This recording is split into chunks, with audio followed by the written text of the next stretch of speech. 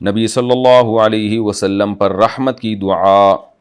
نوادہ بہار India سے مفتی صاحب، آپ نے ایک ویڈیو میں ایسا کہا ہے کہ نبی صلی اللہ علیہ وسلم پر رحمت کی دعا نہیں بھیجی جاتی، تو پھر اتحیات میں السلام علیک ایھا النبی ورحمۃ اللہ وبرکاتہ کیوں پڑھتے ہیں؟ دیکھیں، الگ سے نبی کے لیے رحمت کی دعا کرنا یہ ٹھیک نہیں ہے، ضمناً ٹھیک ہے۔ ہم جب اتحیات میں السلام علیک ایھا النبی ورحمۃ اللہ وبرکاتہ پڑھتے ہیں تو مخاطب کر کے رحمۃ اللہ کہنا یہ جائز ہے، یعنی آپ پر رحمت کی دعا کرنا سلام کے ضمن میں۔ الگ سے رحمت کی دعا اس لیے نہیں کہ رحم کہتے ہیں کوئی بیچارہ قسمہ پرسی کی حالت میں ہونا تو اس پہ رحم کیا جاتا ہے۔ جیسے ہمیں کوئی بیچارہ کمزور نظر آتا ہے، قسمہ پرسی کی حالت میں ہو، تو ہم کہتے ہیں یار اس پر رحم کرو، ترس کھاؤ۔ تو ڈائریکٹ نبی کے لیے جب ہم یہ کہتے ہیں اللہ محمد صلی اللہ علیہ وسلم پر رحم فرما، تو اس میں ایک نوعیت کی توہین ہے، گویا یہ ہم شو کر رہے ہیں کہ آپ صلی اللہ علیہ وسلم معلوم نہیں بیچارے کس حالت میں ہوں گے تو اللہ تو آپ پر رحم کر دے، تو یہ ایک سوء ادب ہے اس میں۔ ہاں، آپ کے لیے صلات پڑھا جائے گا۔ صلات کہتے ہیں اضافی رحمتیں، یعنی اضافی اللہ کی برکتیں۔ تو اس لیے یہ جو اتحیات میں پڑھتے ہیں چونکہ ضمناً پڑھتے ہیں، بہت سی چیزیں اصالتاً ٹھیک نہیں ہوتی ہیں، ضمناً ٹھیک ہو جاتی ہیں۔ اس کی مثال ایسے ہے جیسے ہم درود جو پڑھتے ہیں اللہم صلی علی محمد، تو یہ درود بھی صرف نبی کے لیے جائز ہے، کسی اور کے لیے جائز نہیں ہے۔ لیکن نبی پر جب آپ درود بھیج رہے ہوں تو ضمناً صحابہ، اہل بیت اور تمام امت پہ بھی بھیج سکتے ہیں۔ جیسے آپ کہتے ہیں اللہم صلی علی محمد وعلی آل محمد، تو ضمناً جو ہے نا سب پہ آپ نے درود بھیج دیا۔ تو بعض چیزیں اصالتاً ٹھیک نہیں ہوتی، یعنی الگ سے مستقل طور پہ ٹھیک نہیں ہوتی، ضمناً ٹھیک ہوتی ہیں۔ یعنی ضمناً کا مطلب کسی کے تابع بنا کے اس میں شریعت نے گنجائش دی ہوتی ہے۔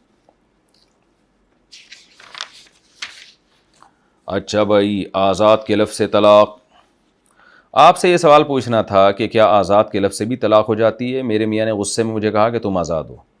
میں نے اس کا مطلب پوچھا تو انہوں نے کہا کہ جو سوچو جو کرو تم آزاد ہو۔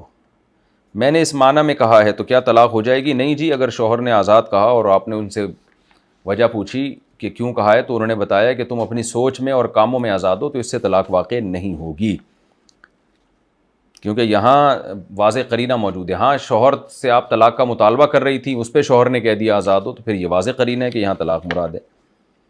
مسجد میں تصویریں ویڈیوز بنانا، سالم صاحب کراچی سے پوچھتے ہیں مفتی صاحب کیا مسجد میں تصویریں اور ویڈیو بنانا جائز ہے؟ میں نے بہت سے لوگوں کو دیکھا ہے کہ وہ نکاح کے وقت مسجد میں تصویریں اور ویڈیو بناتے ہیں، کیا یہ عمل جائز ہے؟ ڈیجیٹل تصویر ہماری رائے میں تصویر نہیں ہے اور اس کا استعمال جائز ہے، البتہ کوئی بے حیائی کا عنصر نہ ہو اس میں۔ آج کل نکاح میں خواتین بھی آنا شروع ہو گئی ہیں تو ان کی ویڈیوز بنانا یہ تو صحیح نہیں ہے، اور مسجد میں تو مسجد کے تقدس کو پامال کرنے کے مترادف ہے۔ تو ویسے مسجد میں آپ بیان کی تصویر یا بیان کی ویڈیو ڈیجیٹل فارم میں جب تک ہو وہ بنا سکتے ہیں، ادروائز آپ کوئی اور یعنی یا نکاح کی بھی ویڈیو بنا سکتے ہیں۔ بعض دفعہ ڈاکومنٹس کے لیے ریکوائرمنٹ ہوتی ہے کہ ثبوت دکھانا پڑتا ہے کہ بھئی یہ نکاح ان کا ہوا ہے، کہیں باہر اگر آپ ٹریولنگ کرتے ہیں نا تو اس کی ویڈیو بنانا ایک ضرورت بھی ہے، اور یادگار کے طور پہ دولہا اپنی ویڈیو رکھ سکتا ہے اپنے پاس کہ میں کیسا لگ رہا تھا اس وقت اور اب کیسا ہو گیا ہوں۔ تو لیکن بے حیائی کا کام یا مسجد کے تقدس کو پامال کرنا یہ بہرحال ناجائز عمل ہے۔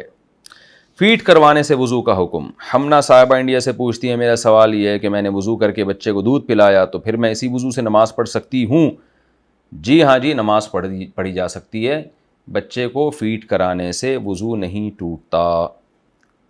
نکاح کی وجہ سے ہونے والی موت، محمد سلیمان عمان سے پوچھتے ہیں میں نے 2 سال پہلے کورٹ میرج کی تھی، میرے سسرال والے مجھے مار دینا چاہتے ہیں، پوچھنا یہ تھا کہ اگر وہ مجھے مار دیں گے تو یہ موت کیسی ہوگی، اچھی ہوگی یا بری ہوگی؟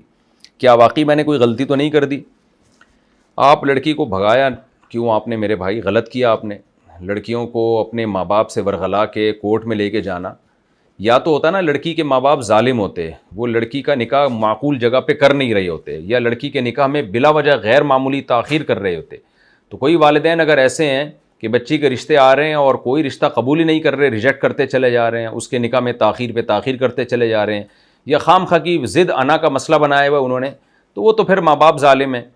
پھر اگر کورٹ میرج کوئی کر لے تو کوئی حرج نہیں ہے، لیکن اگر نارمل حالات ہیں گھر کے اور ماں باپ اپنی ذمہ داری پوری کر رہے ہیں تو ان کو آپ کا رشتہ پسند ہی نہیں آیا، کوئی فالٹ دیکھا انہوں نے آپ میں، پھر انہیں ریجیکٹ کر دیا، پھر ایسے موقع پہ لڑکی کو ورغلا کے گھر سے بھگانا یہ انتہائی معیوب حرکت ہے, غلط حرکت ہے. بہرحال کورٹ میرج کر لی تو شادی تو ہو جائے گی, لیکن اس بیس پہ قتل نہیں بنتا.